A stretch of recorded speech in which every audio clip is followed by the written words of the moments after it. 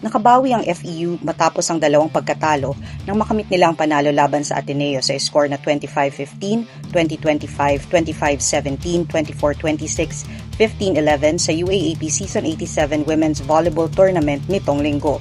Habang tayang dalawang kupunan sa score na 9 points sa huling set, nakakuha si Tin Ubaldo at Faida Bacangque ng 4 na sunod-sunod na puntos, kabilang ang back-to-back blocks ni Bacangque kay Lian de Guzman para sa 13-9 na kalamangan.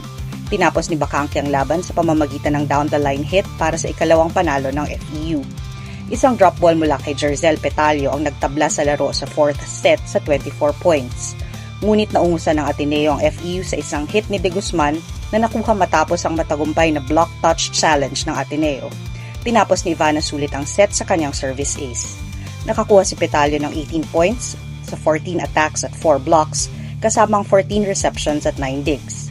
Ang Congolese opposite hitter na si Bacangque ay nagdagdag ng 15 points kung saan 5 points ang nakuha niya sa set 5, habang si Mitzi Panangin ay nakakuha ng 11 points. Lamang man ang Ateneo sa spiking 52-61, bumawi naman ang Lady Tamaraw sa blocking ng may malaking 18-point difference, 6 mula kay Panangin at 5 mula kay Bacangque. Sa bahagi ng Ateneo, gumawa si de Guzman ng 23 points, 12 receptions at 11 digs, habang nagtala rin si Sobe Buena ng triple-double line na 18 points, 13 receptions at 12 digs. Nakakuha naman ng 13 points si AC Minor at 10 points si Sulit.